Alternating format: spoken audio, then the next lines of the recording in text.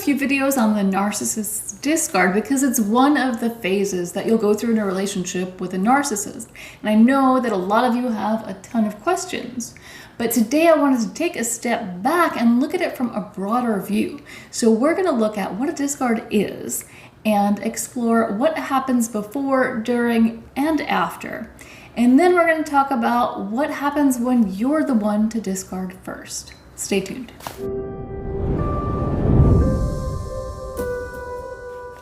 Welcome to the Common Ego community. My name is Christina, and on this channel we talk about emotional abuse, spirituality, self-help, and so much more. So if that all sounds good, like, subscribe, and hit that bell icon so you can be notified when I post new videos. Today we are covering the narcissist's discard, kind of from a broad view. So we're going to be talking about what it is and what to expect when you're in a relationship with a narcissist. Because if there's one thing that is inevitable, that is the end. But that end can look different for different people and different relationships. So we're going to cover all of that here. So for those of you who may be new to this, and if you're not familiar with the phases of a relationship with a narcissist, it doesn't really matter whether it's a romantic relationship or a family relationship, a work relationship. If you're close enough to a narcissist, you're going to go through some form of idealization. And if it's a romantic relationship, it can feel like love bombing. And then comes the devaluation. And this is when reality starts to set in. The relationship may have felt perfect. It may have felt like a fairy tale from the beginning. But here is where that other shoe starts to drop and the narcissist starts to devalue you. And that's when you can feel a lot of the contempt that the narcissist has. And it usually creeps in slowly, so it's not something that one day they love you and the next day they hate you, although that can happen too. Devaluation usually happens slowly over time, and that's how it ends up creeping in. And you may not realize how bad it's gotten when you finally get to the final stage, which is the discard. And in some relationships, this cycle repeats itself over and over again on a loop. So some narcissists also love to hoover. So once they've discarded you, make no mistake about it, they're done with you. They have decided they're absolutely done. But then at some point when you're not in their life and they see how great you're doing, or they see you with somebody else, they decide they want to come back around again. And that's what we call a hoover. So you may or may not experience the hoover. I have some videos about that. If you're interested, I'll link to those too. This video isn't about the hoover, it is about the discard phase. And the discard phase is brutal. It's not a regular breakup. That's why you may wonder why we call it a discard. It sounds so cold, right? Because it is. It's not a breakup where two parties talk about things and they try to work things out, and where both people really care about the other person's feelings. That doesn't happen when you're with a narcissist because they're not really capable of caring about another person's feelings, especially when it gets in the way, when it conflicts with what they want. A narcissist, a true narcissist, is selfish to the point that they will absolutely hurt somebody else with a clear conscience as long as they can do it to get what they want. They'll justify their behaviors to themselves, and they can emotionally destroy another person and get on with their merry lives. Okay, so we've talked about how you can be discarded in any type of relationship. A lot of times when we talk about it, it's a romantic relationship, but it doesn't have to be a romantic relationship. Narcissists will always discard, and that's because they get bored very easily. So this narcissist in your life, it could be a parent, it could be a sibling, it could be a coworker, or it could be a spouse. And so now I want to talk about what to expect during the discard. And in this, we're going to talk a little bit about what might happen right before the discard too. So the discard is going to be very cut and dry. They're going to make it very clear, under no uncertain terms, they are done with you. And they can do this in a variety of ways. They may scream in your face and tell you that they can't stand you, get away from me. Or they may pack up and move without saying a word. It doesn't necessarily have to be a conflict situation, but under no uncertain terms, they will let you know that they're done with you. And they don't do this so that you'll have closure, because there's no closure when you end a relationship with a narcissist. You're often left hurt and confused, and you don't even know which end is up. But they do want you to know when they're done with you, because they don't want to deal with it anymore. They want to move on to something else or someone else in their life. So I know this section brings up some questions, because there are narcissists who stay in marriages and they don't get divorced. And they can do this for appearances, or maybe it's religious beliefs or cultural pressures, but they end up staying in the marriage. So how can you call that a discard? Well, there are actually different types of discards. Sometimes they're really, really obvious to everyone, and sometimes they're a little bit more subtle.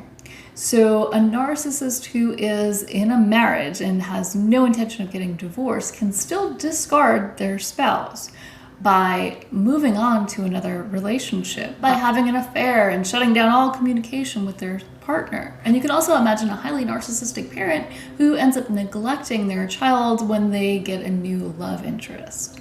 So it's like they've tossed the child to the side. They can't be bothered, but they're still living under the same roof. So to other people might not actually notice this discard. It might not be obvious to everyone, but it's always obvious to the person who is discarded. Okay, so during the discard, when you're actively being discarded, don't expect this to be a long and drawn out process. Narcissists are impulsive and they're impatient. They get bored easily. They're not going to want to spend a lot of time on this breakup. If you think about it, the only reason anyone really would spend a lot of time on a breakup is because, one, they would want to be sure that they're making the right decision, and two, they care about the other person's feelings. Now, the impulsive nature of the narcissist kind of prevents them from questioning whether they're making the right decision. It's kind of like a little kid, I want it and I want it now.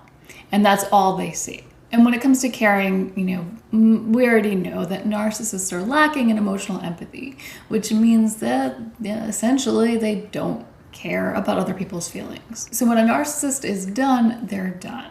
Ending this relationship, if they even take the time to do it, it's a task that they're checking off their list before they can move on to whatever else it is that they're looking forward to. So expect it to be swift and steady.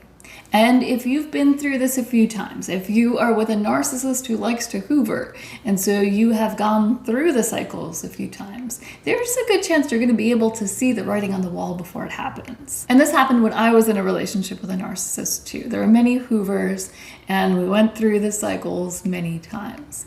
And it got to the point where I started seeing the writing on the wall. I started seeing the contempt amping up, and for no good reason.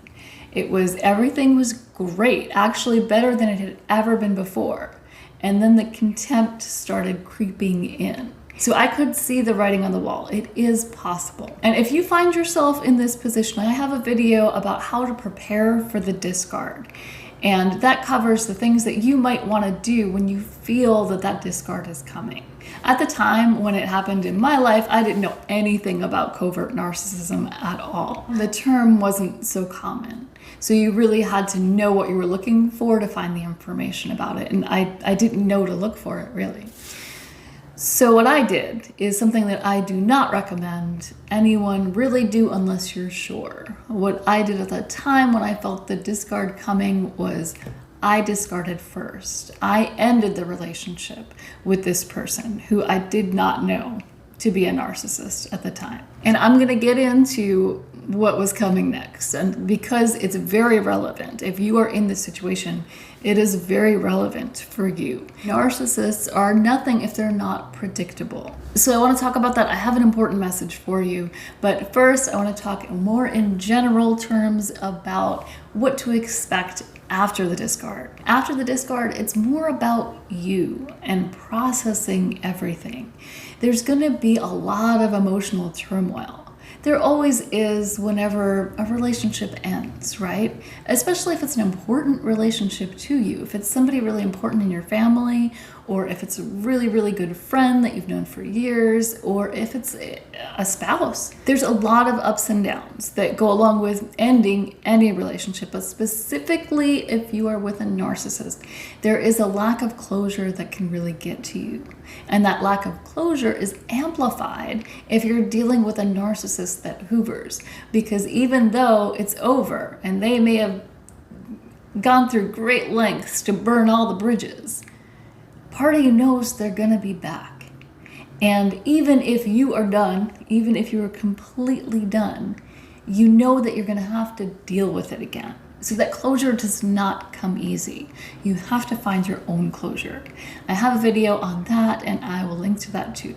Okay, so now a message for those of you who have discarded someone you believe to be a narcissist, because I have been in this position. If you have discarded the narcissist, and if you're not sure this person is a narcissist, discard probably feels really harsh.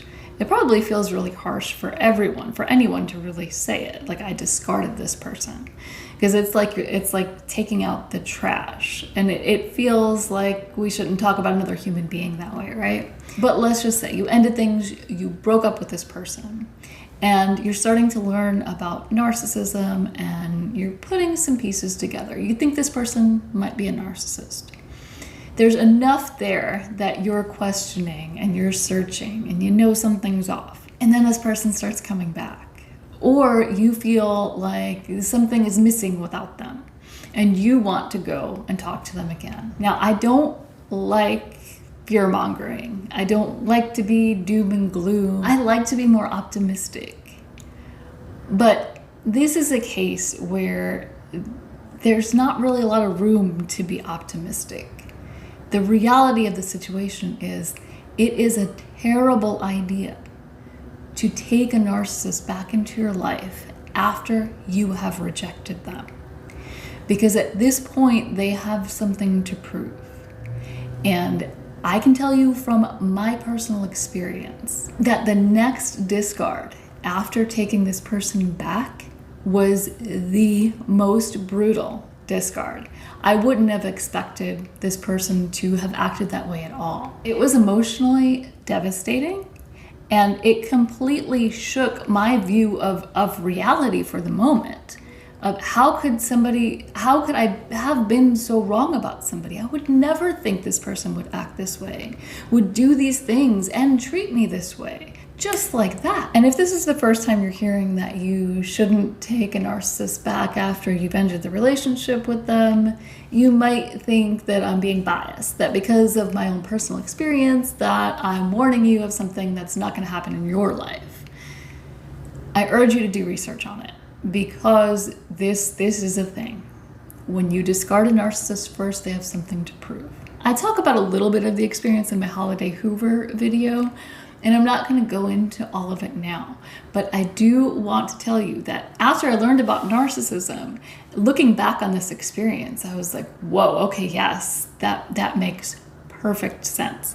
Because that person's behavior made absolutely no sense. It made no sense at all. But learning about narcissism, it makes perfect sense. And not only does it make perfect sense, but it's completely predictable because so many other people who have dealt with narcissists have encountered and endured the same thing. When you're thinking about taking this person back, you really have to think about what is on the line. I urge you, if you're in this situation, I urge you, do your own research and think about really what is at stake, what you have to lose and what you have to gain. Think about the reasons why you ended this relationship in the first place and how many times you've been through the same issues over and over and over again. So I hope this information on the narcissist's discard was helpful to you. I hope that it has helped you find some peace and start to reconcile what has happened in this relationship. If you did find it helpful, please let me know by hitting the like button. And if you'd like to see more like it, subscribe, and I'll see you next time.